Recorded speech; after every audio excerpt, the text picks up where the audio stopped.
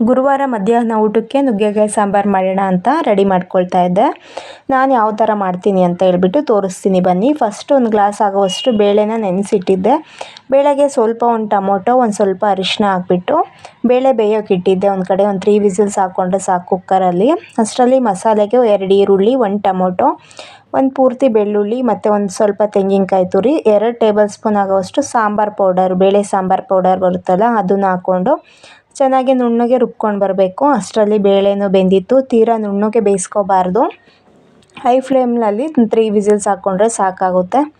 ಅಷ್ಟರಲ್ಲಿ ಮಸಾಲೆನೂ ರುಬ್ಕೊಂಡು ಬಂದೆ. ಅದಾದಮೇಲೆ ಸ್ಟವ್ ಮೇಲೆ ಒಂದು ಪಾತ್ರೆ ಇಟ್ಟು ಪಾತ್ರೆಗೆ ಸ್ವಲ್ಪ ಆಯಿಲ್ ಹಾಕ್ಬಿಟ್ಟು ಆಯಿಲ್ ಬಿಸಿ ಆದಮೇಲೆ ಸಾಸಿವೆ ಮತ್ತು ಬೆಳ್ಳುಳ್ಳಿ ಇಷ್ಟಪಡೋರು ಹಾಕ್ಕೋಬೋದು. ನಾನು ಬೆಳ್ಳುಳ್ಳಿ ಹಾಕಲಿಲ್ಲ ಇಲ್ಲಿ, ರುಬ್ಬೋಕೆ ಹಾಕಿದ್ನಲ್ಲ, ಹಾಗಾಗಿ ಕರಿಬೇವಿನ ಸೊಪ್ಪು ಮತ್ತು ಒಣಮೆಣ್ಸಿನ್ಕಾಯಿ ಮಾತ್ರ ಹಾಕ್ಕೊಂಡೆ. ಅದಾದಮೇಲೆ ಕಟ್ ಮಾಡಿರೋವಂಥ ನುಗ್ಗೆಕಾಯಿ ಹಾಕಿ ಚೆನ್ನಾಗಿ ಫ್ರೈ ಮಾಡ್ಕೋಬೇಕು ಒಂದು 5 ನಿಮಿಷ. ಅದಾದಮೇಲೆ ಮಸಾಲೆ ರುಬ್ಬಿಟ್ಕೊಂಡಿದ್ವಲ್ಲ ಆ ಮಸಾಲೆನೂ ಹಾಕ್ಕೋಬೇಕು. ನೋಡ್ತಿರ್ಬೋದು ಬೇಳೆ ಚೆನ್ನಾಗಿ ಬೆಂದಿದೆ. ಇಷ್ಟು ಬೆಂದರೆ ಸಾಕು, ತೀರಾ ನುಣ್ಣಗೆ ಬೇಯಿಸ್ಕೋಬೇಡ್ರಿ. ಆ ಮಸಾಲೆ ಎಲ್ಲ ಹಾಕ್ಕೊಂಡು ಸ್ವಲ್ಪ ಒಂದು 5 ನಿಮಿಷ ಮಸಾಲೆ ಹುರ್ಕೋಬೇಕು.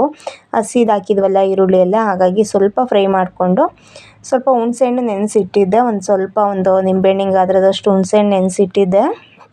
ಇದೆಲ್ಲ ಫ್ರೈ ಆದಮೇಲೆ ಬೇಳೆ ಬೇಯಿಸ್ಕೊಂಡಿದ್ವಲ್ಲ ಅದು ಸ್ವಲ್ಪ ಚೌಟಲ್ಲೇ ಹೀಗೆ ಅಂದ್ಕೊಂಡು ಬೇಳೆದು ಎಲ್ಲ ಹಾಕ್ಕೋಬೇಕು ಸಾಂಬಾರಿಗೆ. ಸಾಂಬಾರು ನೀರು ನೋಡಿಕೊಂಡು ಅಳತೆ, ತೀರಾ ಗಟ್ಟಿಗೆ ಬೇಡ, ತೀರಾ ತೆಳುವಾಗೂ ಬೇಡ, ಮೀಡಿಯಮಾಗೆ ಹಾಕ್ಕೋಬೇಕು. ಅದಕ್ಕೇ ಸ್ವಲ್ಪ ನೀರು ಹಾಕ್ಬಿಟ್ಟು ನಾನು ಸ್ವಲ್ಪ ಮಿಕ್ಸ್ ಮಾಡಿಕೊಂಡು ಎಲ್ಲ ನೀರನ್ನು ಆ್ಯಡ್ ಮಾಡಿಕೊಂಡೆ.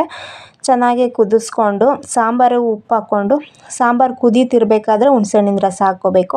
ಒಂದು ಆಲೂಗೆಡ್ಡೆ ಕಟ್ ಮಾಡಿ ಹಾಕ್ಕೊಳ್ತಾ ಇದ್ದೀನಿ. ಆಲೂಗೆಡ್ಡೆ ಹಾಕೋದ್ರಿಂದ ಸಾಂಬಾರು ತಿಕ್ನೆಸ್ ಬರುತ್ತೆ, ಟೇಸ್ಟು ಚೆನ್ನಾಗಿರುತ್ತೆ. ಎಲ್ಲ ಹಾಕ್ಕೊಂಡು ಮಿಕ್ಸ್ ಮಾಡಿ ರುಚಿಗೆ ಉಪ್ಪನ್ನು ಹಾಕ್ಕೊಂಡು ಸಾಂಬಾರು ಕುದಿಯೋಕೆ ಇಟ್ಟಿದ್ದೆ.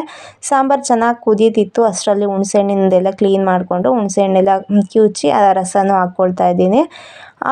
ಇದು ಹಾಕ್ಕೊಂಡಿದ್ದಾದಮೇಲೆ ಒಂದು 10 ನಿಮಿಷ ಲೋ ಫ್ಲೇಮ್ನಲ್ಲಿ ಲಿಡ್ ಕ್ಲೋಸ್ ಮಾಡಿಬಿಟ್ಟು ಕುದಿಸ್ಕೊಂಡ್ರೆ ಸಾಕು. ಸಾಂಬಾರು ಮಾತ್ರ ತುಂಬ ಚೆನ್ನಾಗಿರುತ್ತೆ. ಮನೆಯೆಲ್ಲ ಘಮ ಘಮ ಅಂತ ಇತ್ತು, ಹಾಗಾಗಿ ನಾನು ಬಿಸಿ ಬಿಸಿ ಅನ್ನ ಹಾಕ್ಕೊಂಡು ಊಟ ಮಾಡಿಕೊಂಡೆ.